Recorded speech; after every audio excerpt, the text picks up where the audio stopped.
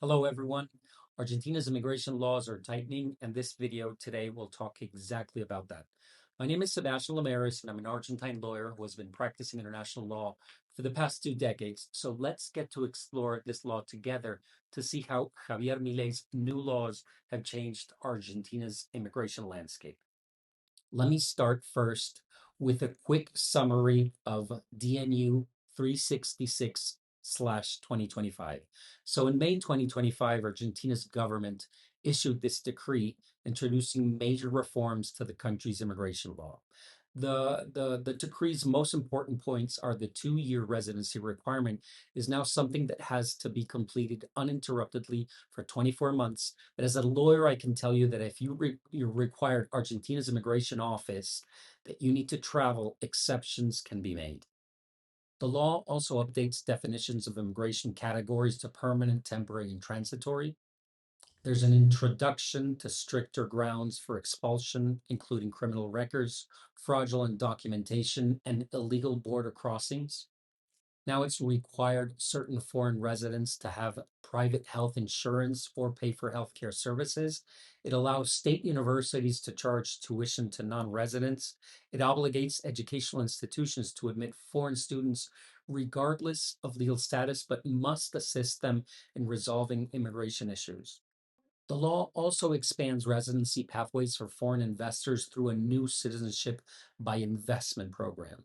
The law also reinforces the foreigners, even in irregular situations, that cannot be denied emergency health care or social assistance. The decree was issued by the executive branch of Argentina and will be reviewed by Congress. This is very important to understand. So on May 29, 2025, Argentina's government issued a powerful new executive decree 366/2025. This decree brings some of the most significant changes to Argentina's immigration system in recent years, and it's important for anyone considering living, studying, or investing in Argentina to understand this. Let's go over the key changes. First, DNU 366 redefines the legal categories for immigrants. From now on, foreigners will be classified as permanent residents, temporary residents, or transitory visitors. The National Directorate of Migration will have the authority to approve or deny changes between these categories. Second, the decree establishes stricter rules for expulsion. Foreigners who commit crimes, use false documentation, enter the country through unauthorized border points, or attempt to defraud the immigration system may face swift removal from the country. Third, there are now new healthcare requirements.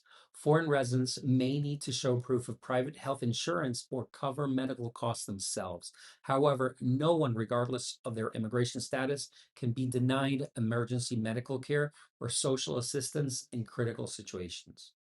Fourth, state universities are now authorized to charge tuition fees to non-resident foreigners. Until now, most public education was free for all, but under this decree, non-residents may face significant tuition costs. Fifth, and perhaps one of the most talked about changes, Argentina is introducing a citizenship by investment pathway. A dedicated agency will process applications from foreign investors who wish to become Argentine citizens through financial contributions to Argentina. Finally, despite the stricter rules, Argentina maintains its long-standing humanitarian tradition.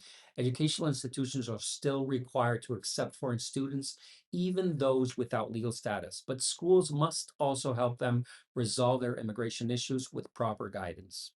And lastly, the requirement of the 2-year residence. Before this, you could stay 181 days out of each one of those 2 years, and you could reside the rest of that time abroad. Now the rules have changed, and they are requiring that you stay 24 months, 2 years consecutively and uninterruptedly. And as an attorney, what I can tell you is this law has its exception, which is as a lawyer, I can file something for my clients and obtain exceptions. Again, it's important to remember that DNU 366/2025 was issued directly by Argentina's executive branch under emergency powers. However, it must still be reviewed and potentially modified or repealed by Congress. For now, these new rules are in force and are already impacting how immigration applications are processed in Argentina.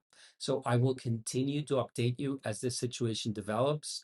Thank you and see you in the next video. My name is Sebastian Lamaris, and I'm an Argentine lawyer. If you need to buy or sell Argentine real estate, probate, and Argentine inheritance, need to incorporate a business in Argentina, or you need to run a legal errand or need an immigration lawyer in Buenos Aires or in Argentina, please visit lamaris.com. Please like and subscribe to my videos so that they can reach out to more people in your same or similar situation. Thank you. Gracias.